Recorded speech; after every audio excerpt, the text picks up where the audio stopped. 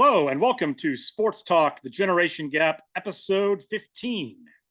Let's meet the family starting from oldest to youngest. We have Bob, Charlie, myself, Bobby, Ben, and Nick. Today we are talking about stealing signs, stealing signals.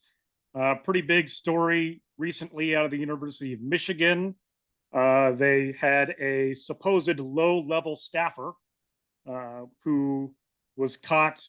He had basically been purchasing tickets for a bunch of different games for conference rivals and stealing their signals so that Michigan would have an advantage in games. I would note Minnesota recently was thumped by Michigan, and I feel like this probably played a major role. I feel like maybe that 42-point deficit would have been overcome if not for this sign stealing situation. So just going to go ahead and call out, we probably, need to have some sort of retribution for that. But we've seen things like this in the past, with the Houston Astros obviously being a pretty well-known example at a Major League Baseball, and their sign stealing using garbage cans and things like that, help them on their way to a World Series. But is this something that is really an issue, or do we think that, sports and teams just need to do a better job concealing their signals and signs? Is it ultimately just on them to be a little bit more creative, a little bit more cryptic with what they put out there? But Benny, what are your thoughts on this? Well, this is an interesting topic, because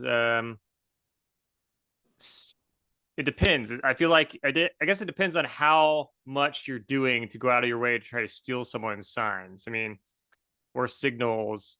I think there's perhaps a balance to be played, because at the end of the day, people are constantly studying each other's teams regardless, and you could pick up potentially, signals or signs just from watching videotape, of teams and what they're doing.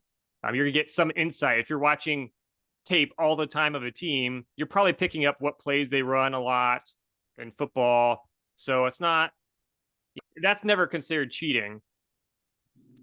But if you're like paying people to do things like setting up people in spots in the stadium to watch, I mean, it's interesting. I'm not sure, that's a little bit different level than just watching like tape and studying before a game. I think if people were paying people who work for the other team or something to give them inside information, that would probably be considered cheating. So I think there's kind of a balance to sort of look for there. I guess it depends on just how crazy it is, but I'm not necessarily against people stealing signs, because that's kind of part of the game to a certain extent anyway. If you're trying to guess what a strategy is of another team, that's not stealing any information. That's just studying the other team. So kind of depends, I guess, on the situation. Michigan's situation sounds a little sketchy though. So I can understand the concern there. But maybe people are like, oh, do whatever it takes to win, doesn't matter. And in that case, then floodgates will open and people will start trying to get spies in other teams, have moles in the locker room. Never know. But maybe that'd make it more fun and interesting. I don't know. So we'll see. Yeah, I mean, with Michigan, the reports are that it's a low-level staffer, but Michigan has had some other issues recently, so hard to know whether that's just a cover or whether that really was all that there was to it. Now, Charlie, Wisconsin doesn't look like Wisconsin has to deal with Michigan this year unless they, make it to the Big Ten title game and end up facing them there. But where do you land on all this? Is this just something that teams should just be able to deal with on their own and not get their stuff stolen, just be a little bit better at concealing things? Well, my understanding with the NCAA rule is that it doesn't specify sign stealing per se. It does specify that you cannot be essentially scouting. You can't be sending representatives, whoever that's defined, of your team to go to your opponent's teams in advance of when you play them. So, and my understanding is that that was put in place first and foremost to control costs, and related to that to prevent kind of the level the playing field in a small way, kind of believing that the rich schools could send all kinds of guys around scouting opponents, whereas the less rich schools could not do that. So I think when it comes down to what rule is broken, that's the rule that was broken. That seems like a reasonable rule to me. Okay, I don't have a problem with sign stealing, and in fact, it seems to me that anything else that a team might do to try to steal signs, short of going out and sending, their low-level staffers to opponents' games, or their low-level staffers' friends and relatives, I mean, anything else seems okay, whether it's within a game or looking at TV replays of games, stuff like that. Hey, go for it. I think a reasonable rule is what the NCAA has in place. I'll be curious to see where it goes. I mean, it seems to me it is fairly blatant cheating. Although when push comes to shove, the NCAA never seems to lay down the law in a big way. So I doubt they will in this case, although I wouldn't bother me if they did. Seems like I mean, if it's as black and white as it appears, then hey, I mean, Michigan should pay the price. Yeah, I think all their wins this season should be vacated and overturned to the opponent. That would work out real well for the Gophers. Yeah. But yeah, I mean, I think I heard it was upwards of 10, 11 games that this staffer had purchased tickets to. So it seemed like this was pretty much all he was doing, was just traveling to games and seeing what he could find out. And I think in a lot of cases, it wasn't even him going. And from what I understand, he would buy tickets on both sides of the stadium near the 50-yard line, right? And they've got, I think they have on video, they're showing that they were able to look at those particular seats that he bought, and there'd be somebody there with their cell phone filming the whole damn game. So I don't think that's normal. Yeah, that's a new one for me. Now, Nick, obviously, last decade plus, we've had a lot of advancements in technology in sports. In Major League Baseball, instead of having the catcher just put signs down, they have an actual comm system that they use to communicate where the pitcher can actually hear, what the next pitch is. And, with other sports, where teams are using iPads and stuff on the sidelines to look at replays.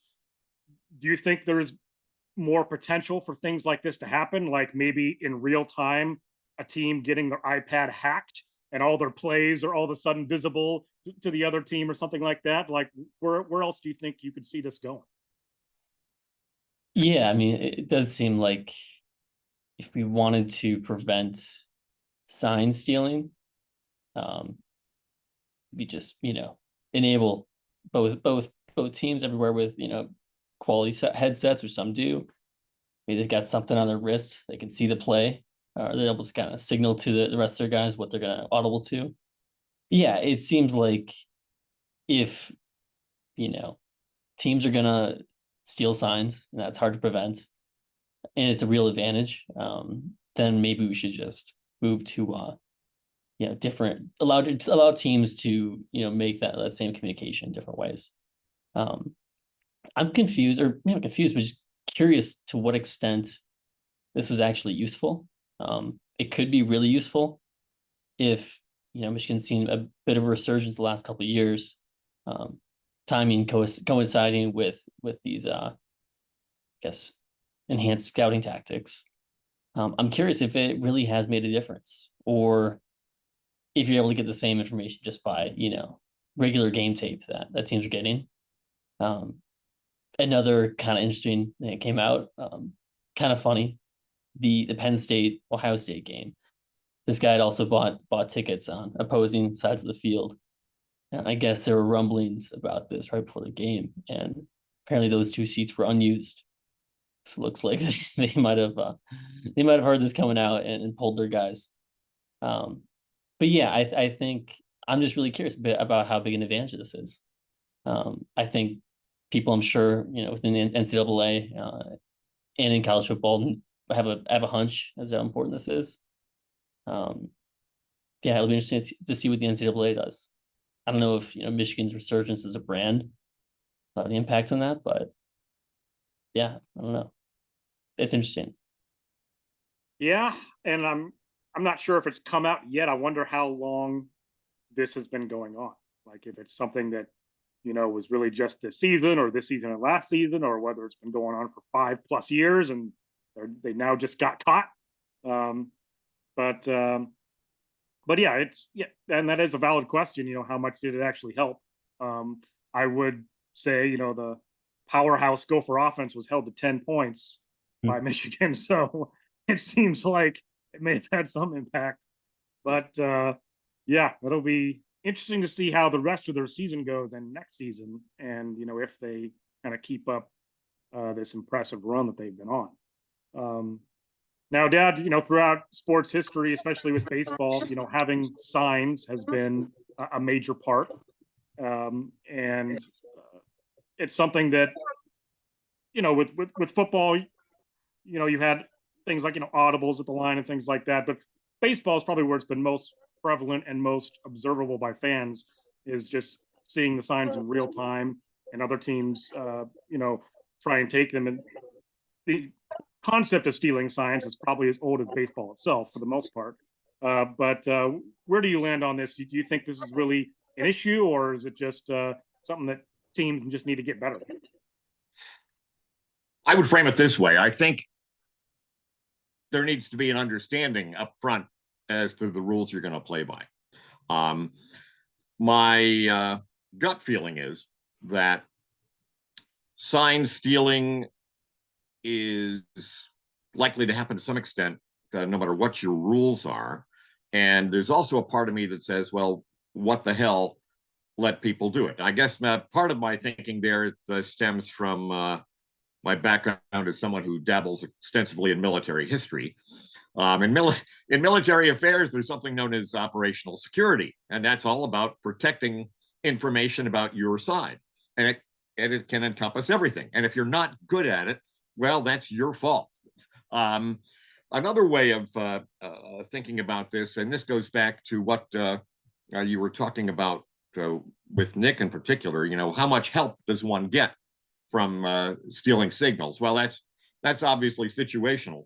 But one rule of military intelligence is that you're very careful about using it. You don't want to tip off the other side that you're reading their mail, in other words. So if you're outguessing them all the time, and it's not just a guess, you don't want to show that that's happening until a critical situation. You go back to World War II, the United States was reading, and the British were reading German signals intelligence from pretty early in the war. But they were very careful not to take advantage of that knowledge, except in critical situations, because they didn't want the Germans to figure out that, in fact, we were reading their stuff. Once you've got their signals down, that's a prized asset you really want to take care of. So you're really selective as to when you use it. In fact, there were times when information could well have been used, but was not. And you can even go as far to say is, no, we lost people. We had people killed in situations sometimes because we didn't use that edge because we were saving it for the big payday. Stuff like the Normandy invasion, things of that sort. But anyway, there's a lot of background to all of this. Also, when you're talking about the subject of signals, you kind of want to figure out where you're going to draw the circle around the subject area. For example, I go back to Super Bowl III for Benny's edification. When the Jets upset the Colts, there was a lot written years down the road that the Jets coaching staff, and of course the Jets coach, Weeb Ewbank, was the former Baltimore Colts coach, just a few years previous. He knew a lot of the players and so on and so forth. And a apparently the Jets had identified a couple of tells from one or more Baltimore linemen that were tips as to the kind of play that was going to be run. And from time to time, that may have been consequential. So my point is, if you are diagnosing what the other team's doing all the time, looking at players, looking for individuals who might have just a little tell, in their stance before a particular kind of play is going to be run, maybe the way they're looking or whatever, there's just no way to legislate against that, really, nor probably should you. So to some degree, I'm okay with stealing signals, but I do think there's got to be an agreement that everybody plays by. I remember, back in the day, I'm not quite sure how it's done now, but back in the day in the Ivy League, you were entitled to films of your opposing team's last 3 games. So you got 3 films to study, and they had to be delivered by a certain time, or you were in violation of the rules. And so whatever you could glean from those films was, hey, you're entitled to it. That's fine.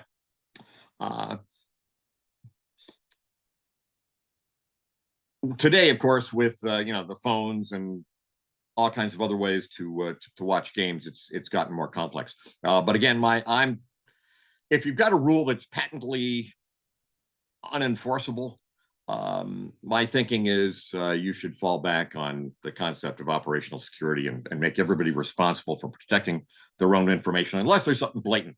Benny talked about, pay a spy to go into somebody else's locker room or try to pay off somebody on the other team's athletic department. That's clearly going way too far.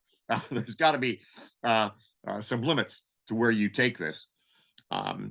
But another limitation, I would restrict electronic signals intelligence. I think that would be going too far, in a baseball game to intercept signals down to the pitcher, or in a football game between the offensive coordinator and somebody down on the sideline, or talking to the quarterback. That's got to be off limits, that sort of thing. I mean, that kind of specialized signal stealing would get things out of control pretty fast. So I think we need to figure out how we're going to negotiate where the lines should be. I think Michigan has clearly crossed kind of a cultural line, and apparently a rules-based line, if they're actually sending extra people, deploying extra people to sit in opposing stadiums and film their games. From what I read, a lot of Big Ten schools were already onto the fact that Michigan was signal stealing. And what we've heard in the last week or 10 days did not come as a revelation across the league. There was already well-founded suspicion that Michigan was doing this. And it's altogether possible that they weren't alone. And we just don't know. But that's my sentiment on things. Yeah, and also from what I hear, this low-level staffer had a military background. So maybe that's where some of this came from. Now, obviously, he didn't do a good enough job of saving his bullets, possibly, where it seems like, potentially everybody kind of knew about it, or ultimately it was figured out. But yeah, I do kind of wonder where this goes in the future. I mean, I wonder if someday you see teams utilizing AI to watch film and gain insight, or even in real time, using AI to steal signals. So who knows where this could go in 5-10 years with the proliferation of AI. It's advancing so fast. Anything's possible. So it'll be real interesting to see how things develop over the years. But with that, interesting discussion. Charlie, you want to take us through drinks here? Sure. Personally, tonight, I've got a Tito's and club soda with some fresh lemon and lime. So kind of a basic drink. what might be more interesting is the cup that I'm drinking out of just by chance. This cup was at a Badger game at Camp Randall on October 1, 2011, which marked Nebraska's debut in the Big Ten. And Wisconsin beat Nebraska that night behind the arm of Russell Wilson and the running of Monte Ball. Wisconsin won that game 48-17. And here I am. I still got this cup. I like the size of it. You know, it's like a good, I don't know, 26 ounce or something like that. So, yeah. So cheers to the Badgers throttling Nebraska back in 2011. Nick, what's going on tonight? 48 points. Seems like a lot for a Badger team. They used to score a lot back then. Yeah, they did. 70s, is it 80 game against Indiana? Yeah. Yeah. Change. Well, in fact, one Wisconsin, maybe a couple of years after that, Wisconsin put 70 or more points on Nebraska. Oh, yeah. In the Big Ten championship game. So it would have been Tolzien through that year. They had like 70 plus games and an 84. And then I think the year after that, Melvin Gordon ran for like 420. Yeah. Nebraska at Camp Randall, which was an unheard of rushing total. And then like the next week, yeah, a guy beat his record. Yeah. So anyway, I digress. Cool. I was in Colorado. Happened to have some Coors Light. There we go. In my fridge. Mountains are more blue at the start of the podcast. Now they're more of a gray, silverish gray. I don't know. Pretty standard beer. Refreshing. Good enough. Do they literally change color? Yeah, it's a cold reaction on the can. Never knew that. That's how you know it's cold enough. Good to know. All right. Bob, how are you quenching your thirst tonight?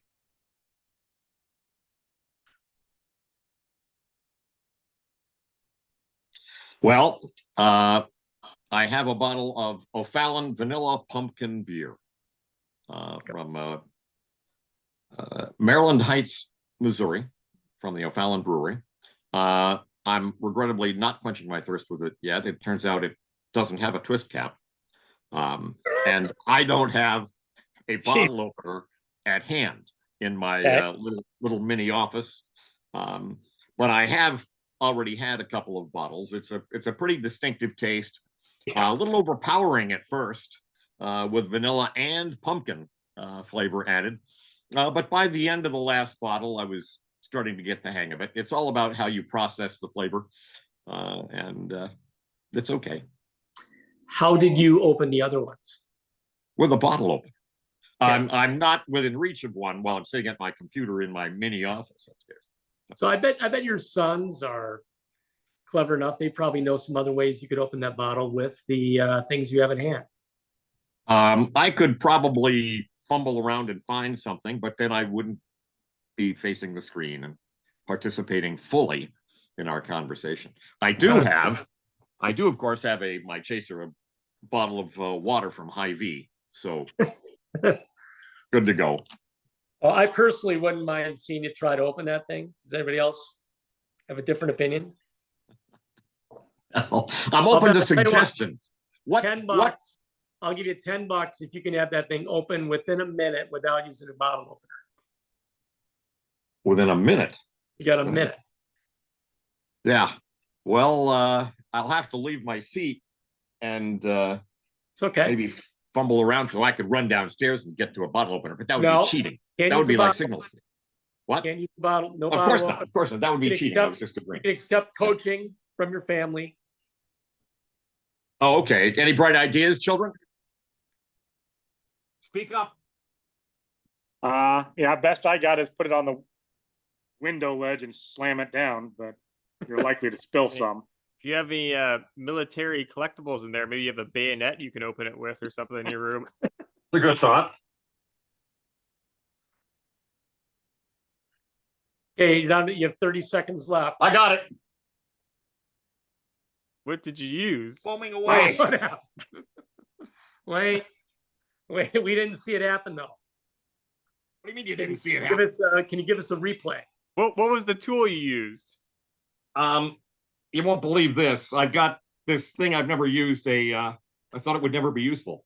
A wallet with a chain that attaches to your pocket, and really it's the plastic packaging that really does it. It's pretty rigid, so I just kept using the lip of the bottle cap and just trying to snap it down against this. And on about the fifth try, I heard a slight fizz, and I knew I was getting there. It's not evident to me that the cap is no longer there. Can you pour or something to prove it? Well, I could. I saw some foam coming out. Yeah. Yeah, didn't see the foam? I It got. seems my like there's a chairs all lot wet. of liquid there on the hand. Yeah, my hand's soaking wet. Right. Unless this is a conspiracy theory. Perhaps he Yeah. put his hands underneath the sink and then Then why did you possess that wallet with chain thing? What the hell was that? I think since I travel overseas all the time, I thought, hey, maybe this would be useful to have a wallet that I could just latch and attach to myself, so I don't like forget it on the plane or something. Because on those long international flights, it's easy to forget what you're doing when you wake up. Right. And but I haven't actually ever used it, Right. because the flip side was, well, then I got to drag this thing through airport security all the time. And Right. every extra thing that sets off the Yeah. security is just another little hassle, because I now highly value passing through security smoothly. Bobby will tell you that. I have clear and TSA pre and everything else, so that I can navigate through airports as quickly as possible. All right. Well, that was all very interesting. duh. Yeah, I knew Charlie. you'd find that Jeez. fascinating. So anyway, it's not bad. Go ahead and try it, although it's probably not sold at a Yeah. liquor store near you. This is a relatively local product. Actually, it actually sounds horrible. But anyway, moving on. Ben, it looked like you might have had some red wine.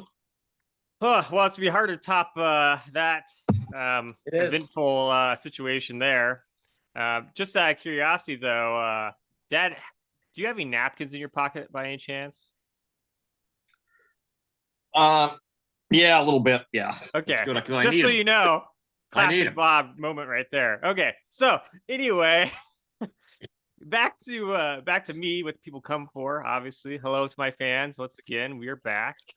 Today I decided, sometimes you have to live life on the edge, and some people may show up to this to entertain you with only one drink, and I'm sorry that they disappoint you with that, because when I show up to put on a show, because I know that's what the people want, and I'm a people person. So today I have not only red wine from Armenia, but I also have some sake from Japan. So I have multiple drinks. So I have dose, and it's going pretty well. Just mix it up, and that's how I roll. So next person. Wow. You are an incredible person. I know, Charlie. I know. I know. Yeah.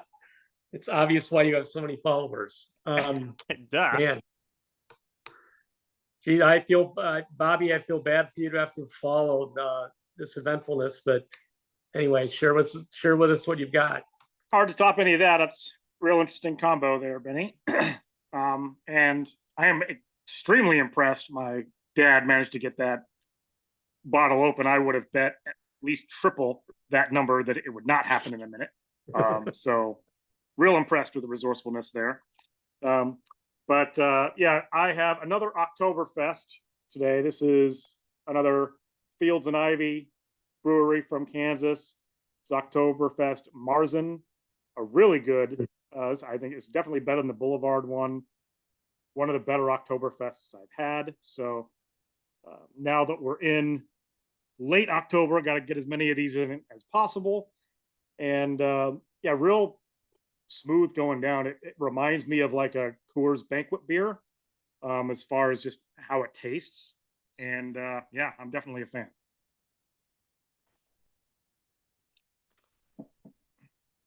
Cool. Well, back to you, Bobby. Thanks for Yeah. sharing. So moving on, I think we got some predictions that we want to do. Are we doing? Suppose we could do NBA first, and I figure this is probably something good for maybe Nick to set up or someone. Sure. We do East, West. I think if you can do it, how about we do Eastern Finals and winner, Western Finals and winner, and then overall winner. Do you want to throw in MVP or is that too much? I'm fine with that. Just everybody should be able to name at least one NBA player, I would hope. All right. I'll kick us off. So in the East, I'm gonna go Boston over Milwaukee. I think the Bucks healthy. I think healthy, I'd pick the Bucks. They're just a little more fragile than Boston's gonna be. I think Milwaukee's got to stay healthy. We've got some older players, so give me Boston over Milwaukee. And then in the West, I'll go Denver over Phoenix. I see no reason why Denver's not, still really good. No, they lost a couple pieces. They still have Jokic and Murray, and Brown, Braun, kid out of Kansas, I believe. He's playing well. And then I'll take Denver to repeat. MVP, I'll take Giannis. It's hard to repeat, or I guess that was 2 years ago. But anyway, I'll take a Giannis resurgent season MVP. Yeah, kick it to Benny. What do you got? Well, those are good picks. I'm glad that for the most part Nick has finally woken up to the reality of the Celtics and the lack of success the Bucks will have this upcoming season. So I'm proud of you. I know that was a big step of growth, and I know that you sometimes struggle with that. And I'm glad to be able to present that to our audience, that you finally have seen the light, as some say. With me, I'll also go with the Celtics over Bucks, of course. Who wouldn't? The Celtics will win the NBA championship. I guarantee you. Write that down. Put that in your future to-do list to watch the Celtics win the championship. To all those out there, because that's going to happen without a doubt. Celtics are absolutely loaded with talent from top to bottom, deepest roster in the NBA, and they're going to win. Anyway, so I just spoiled the season for you guys. I apologize for that ahead of time. But in the Western Conference, which, the less people don't care as much about that, obviously. But I'm going to go with the Nuggets over the Lakers. I think the Lakers have added some pieces that will take people by surprise a little bit. They have, they always struggled to have a deep team with a bench, and I think that LeBron's probably got maybe one more run in him, but I think he'll lose to Nuggets. Jokic is just, a powerhouse. So I look for Celtics Nuggets final, but the Celtics pulling away because I don't think the Nuggets are deep enough as a team, and the Celtics are just totally loaded. So that's my take.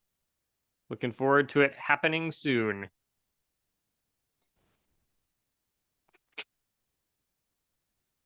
All right, Dad, why don't you go ahead? Pretty similar to you guys. In the East, I've got the Celtics over the Bucks. As much as it pains me to agree with Ben, and I think Nick, you might have touched on it. I see the Bucks. They're gonna have injury issues almost for sure. They're too old. They're too fragile. In the West, Denver over Phoenix. And then I've got the Celtics winning it all. Jokic MVP.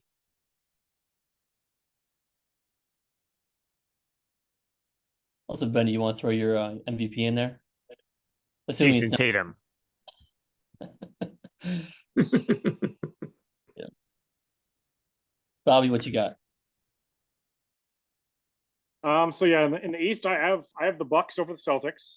I really like the Damian Lillard pickup. They're going to be absolutely loaded, and I think Lillard has been waiting to get on a team where he's not having to do it all by himself. So I think the Bucks are going to be in the team in the East for sure. The West, I got the Nuggets advancing to the finals over Sacramento Kings, making a surprise run. They finally made the playoffs last year for the first time in a long time. They got some young talent, and I think they finally take the next step and kind of go on a little run. Ultimately, in the finals, I have the Nuggets repeating over the Bucks. I think Jokic and that roster just play the game the right way, and Jokic is pretty much unstoppable when he's on his game, which is why I also have him winning the MVP. I'd love to say my guy Luka Doncic, but I'm not sure that Mavericks roster is going to have what it takes. And Lucas, I think, still hasn't quite proven himself to be more focused on producing and winning rather than, kind of getting drawn into the complaining game with the refs and things like that. So if he can ever get over that hump, obviously he has all the talent in the world. He could absolutely win an MVP and, carry the Mavericks to a title someday, but I'm not sure we're there yet. So Jokic is my MVP and Nuggets are my title. Yeah, I mean, it seems like the Mavericks are kind of stalling a bit.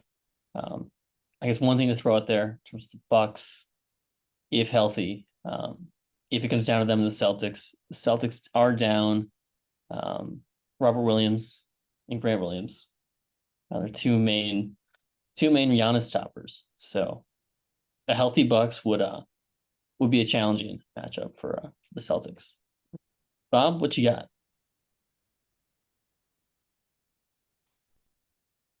I go with Boston in the East. I think it's going to be a battle with Milwaukee. Might go 7. In the West, like a lot of folks, I like Denver probably over Phoenix. I think Denver wins in the end, and Jokic is the MVP. I think Denver has one more big year in him,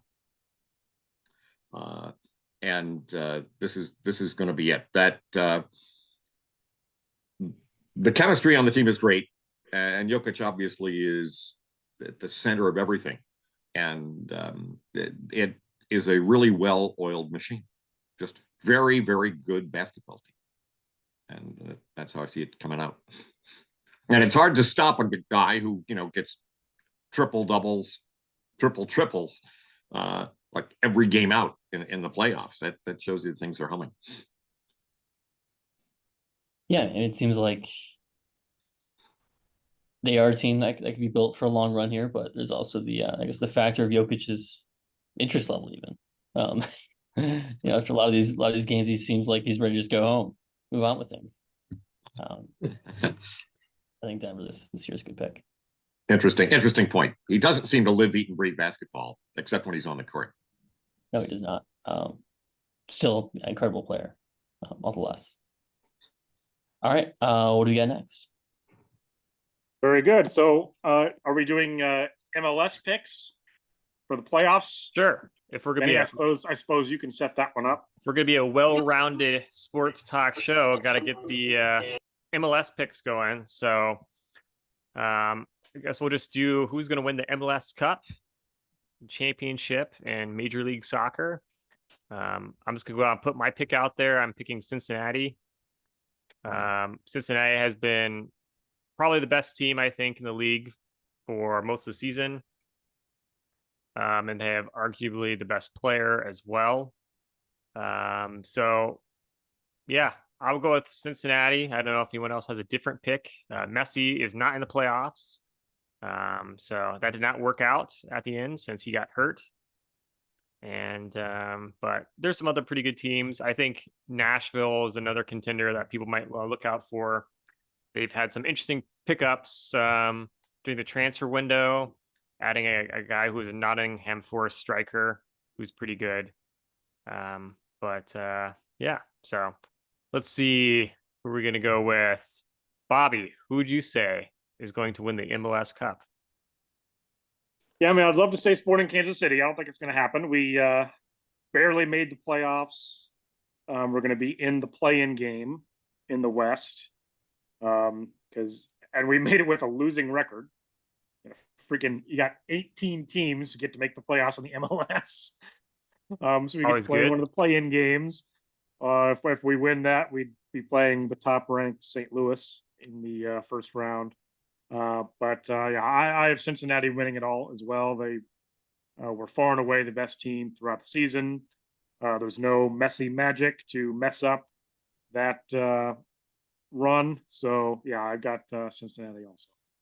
Yeah, Luciano Acosta, who's the star of FC Cincinnati, who by the way is only 5'3", which is crazy. He's 5'3", but you know he almost led the league in goals and assists, and he's definitely a candidate to win the MVP award. One of the best players in the MLS. Could play in Europe if you wanted to, and FC Cincinnati just overall has a pretty good team. They also have some. At least one major U.S. men's national team player, and just a pretty good. They got recently got a guy from Turkey, the Turkish league. So overall, just a really good team for the MLS. But yeah, what about Charlie? I kind of like. I'm going to go a little unconventional. I like Orlando. I like their strength in the midfield. They've got a lot of good young players that have found their groove, and I think that as a team they've shown a lot of form over the last month. So I'd look for Orlando to pull the upset. Who do you think is their best player?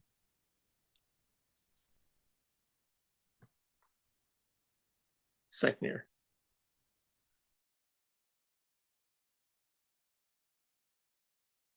I think Charlie just muted himself. I don't know what he's doing. I think Charlie's having some technical difficulties. We apologize to our audience out there. He seems to be just blindly pointing at his screen. We hope this is not a medical emergency.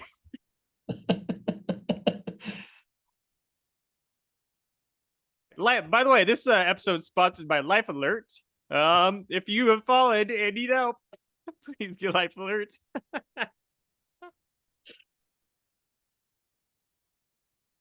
Well, while Charlie's still figuring it out, while Charlie's figuring out how computers work again, after his mini stroke, Nick, who do you have for the MLS? Well, I don't watch a ton of MLS, and I won't pretend to name any of their players. But I do like the Union out of Philadelphia. After the Phillies come through and win the World Series in a couple weeks here, I think the vibes will be really high. I think there'll be a strong push for a second title, perhaps a third in February with the Eagles. I think the Union's they're gonna ride that Phillies wave to an MLS Cup championship. Yeah, it's kind of funny how Philadelphia teams are pretty scrappy. Seems like some type of cultural influence on all the professional sports teams there, because they're always very competitive. They usually don't win, it seems like, except for the Eagles a few years ago. I think last season, most of the Philadelphia professional teams made it to like the championship and lost, which is crazy. But yeah, Philadelphia Union's pretty scrappy. They have a lot of pretty good players on the team. No like true superstars, I would say, but definitely a team that people routinely pick to be someone that can, be a contender. And it's a team that's also done pretty well against international clubs as well. So they're kind of proving how much the MLS has grown over the years. So definitely an interesting team. Dad, what about you? Who are you thinking for the MLS Cup? Cincinnati here. It sometimes works out that a team that's consistent throughout the year doesn't win, but I think in this case, Cincinnati, there's no reason to think that they aren't the best team to bet on in the MLS playoffs, let's put it that way. Yeah, FC Cincinnati is probably going to be the favorite, I think, for a lot of people. I would say a dark horse. No one picked them per se, but definitely I would think a dark horse would be Nashville, since they have the reigning MVP Hani Mukhtar. They also have, U.S. men's national team defender Walker Zimmerman, and then the Nottingham Forest striker Sam Surge. So that team overall is pretty talented, and a team that got a lot better as the season went on. So also, they barely lost to Inter Miami in the Leagues Cup final and penalty kicks and went down to the goalies, for God's sakes. So, almost taking down a fully healthy Inter Miami is pretty impressive given the fact that they blew through most of their opponents and beat FC Cincinnati. So we'll see how it goes, but should be interesting. I think the MLS will get more and more interesting over the years, especially with new players coming in, probably following in Messi's footsteps. So back to you, Bobby. Yeah, it should be a fun upcoming month or so of soccer. And we have, and this was St. Louis's first season, right? Is that correct? Not sure if it's was it their first? I feel like it might have been. I mean, could they be pulling a Vegas Golden Knights here and getting all the way to the final their first year? They're the top seed in the West. Yeah, it's a little confusing since they were a USL team, so they've been around for a while as a team. When was their first? But yeah, it'll be interesting to see what happens. I will add, I had Mom fill out a bracket for the MLS Playoffs Bracket Challenge. And you may recall a couple of years ago, after the first round, she was ranked #1 in the world. That's right. That's right. She knows her soccer. So she picked FC Dallas to win the title. So look out for Dallas is all I'll say there. Yeah, she seems to favor the Southern teams. Yes, given her background. But yeah, and by the way, this is St. Louis's first year. So if they were to win the first season, that would be insane. Also would be interesting. Stay tuned for the playoffs, because if my boy Peter Vermees gets past the wild card game against the Earthquakes, it'll be Kansas City versus St. Louis. So it'll be kind of a neighborhood battle there, and would be kind of interesting since that rivalry is just kind of forming. So if they were to meet in the first season of St. Louis, that would be pretty insane. But yeah, that would be fun. We'll see what happens. But so I think we can move on now to sports updates for anything that people have observed over the last couple weeks or so. Charlie, let's start with you. You have anything for us? One interesting tidbit in the golf world. So in recent years, to, among other things, increase fan interest, the major golf leagues, the PGA Tour, the LPGA Tour, Champions Tour, have gone to a season-ending playoff format to determine their tour champions. So a couple months ago, Victor Hovland became the PGA Tour champion by virtue of his performance over the final 3 tournaments of the year, which have kind of an escalating point value assigned to them. And not that the guy that wins the last tournament is automatically the winner, but by virtue of how you accumulate points during the season, and then especially in the playoffs, they determine who the overall tour champion is. So the women's champion is going to be determined over the course of November and December. And then interestingly, the Champions Tour, which is for the senior players age 50 and over, the first of their 3 playoff events took place this last weekend. And the guy who led the Champions Tour coming into this weekend was Steve Stricker out of Madison, Wisconsin, who I believe had won 6 tournaments. 3 of them were majors. He also had 5 second-place finishes. Interestingly, he chose to bypass the first playoff event, and in so doing, because none of the guys who were nearest him and had a chance of overtaking him played very well. He has now secured the Champions Tour championship without having to even play in a single playoff event. So just an interesting outcome. My guess would be that the Champions Tour might take a look at changing their formula just a little bit. Interesting. Now, I do have a golf question for you, Charlie, based on the results of the Ryder Cup recently. And it sounds like, the U.S. has kind of been struggling over the past several years in this tournament.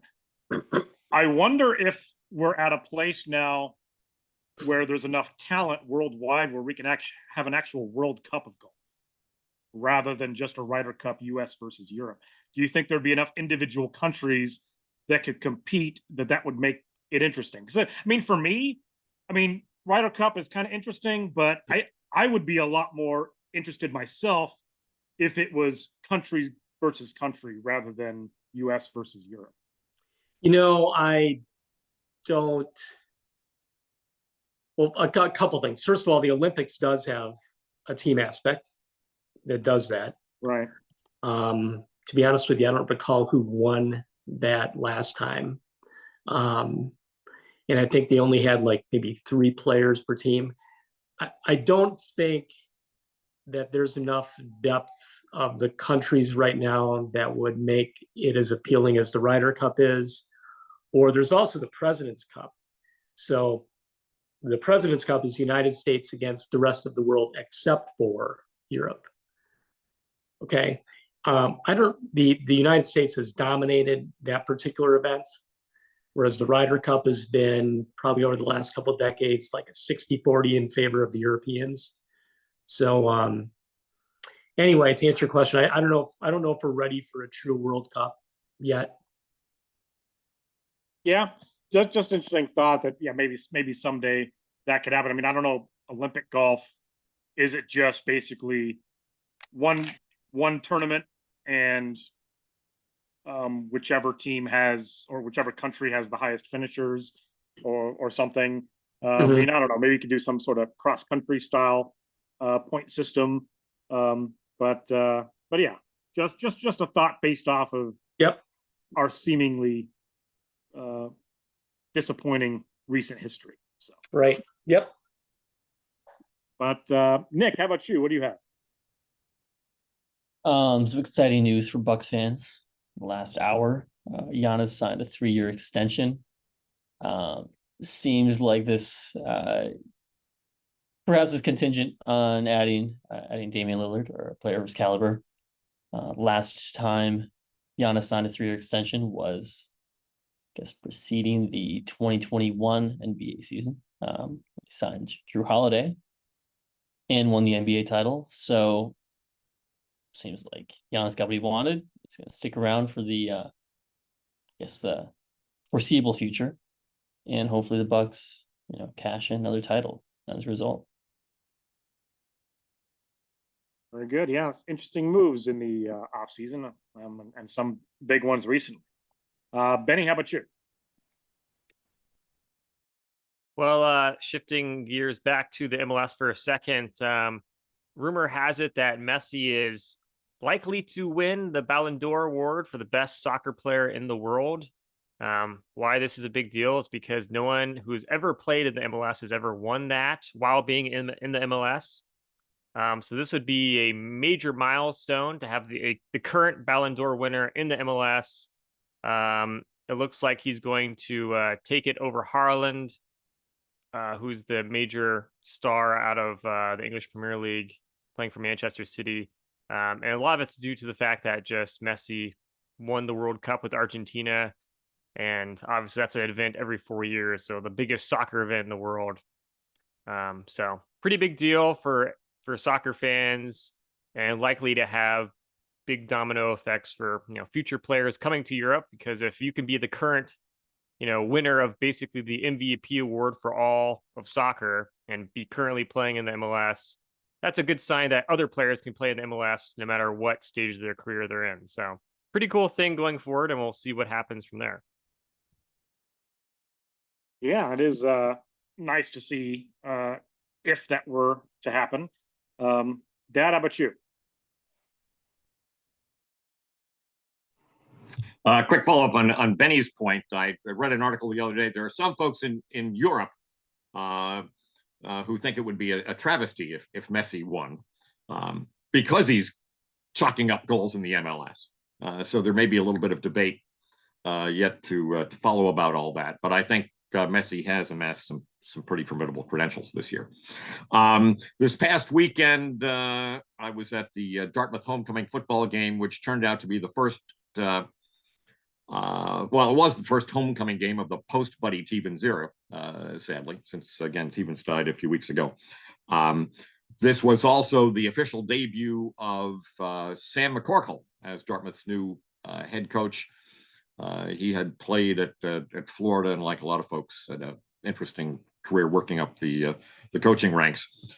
A note about Dartmouth: they've played a 2-quarterback system now for about 5 years. If you can't recruit an all-round superstar quarterback, you get 2 guys who together have the full package.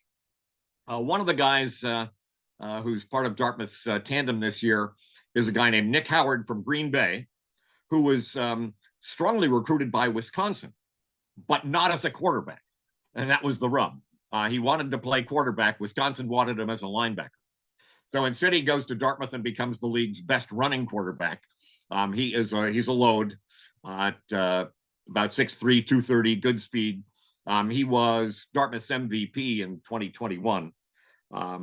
So interesting how his career's worked out. But I would say in the end, if Wisconsin had to make the choice about whether he was going to be a Big Ten quarterback, he's not a great passer, and that's why his sidekick, Sam Cadwallader at Dartmouth, is the passing quarterback. So that's how that played out. Dartmouth, by the way, beat Columbia in the rain 20-9 on Saturday, just another rainy day in New England. For Columbia, it was the 6th straight game this fall that they have played in a downpour. So they're getting pretty good at it. There were plenty of mistakes in the game, predictably given the conditions, but entertaining nonetheless. Very good. And the only thing I have to add on here, we're a week into the NHL season, and have some expected teams off to a good start. Vegas Golden Knights, Boston Bruins, Colorado Avalanche, all undefeated.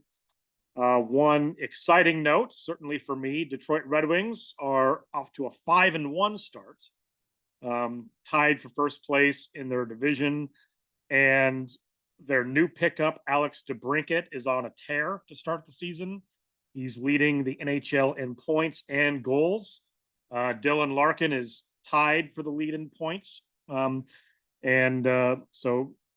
Red Wings and their new pickups are off to a great start, and hopefully things will continue there.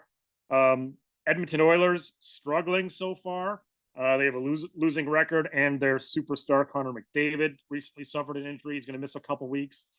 So we'll see if the Oilers can bounce back from that. But overall, another fun week in sports. And thanks for watching Sports Talk: The Generation Gap, episode 15.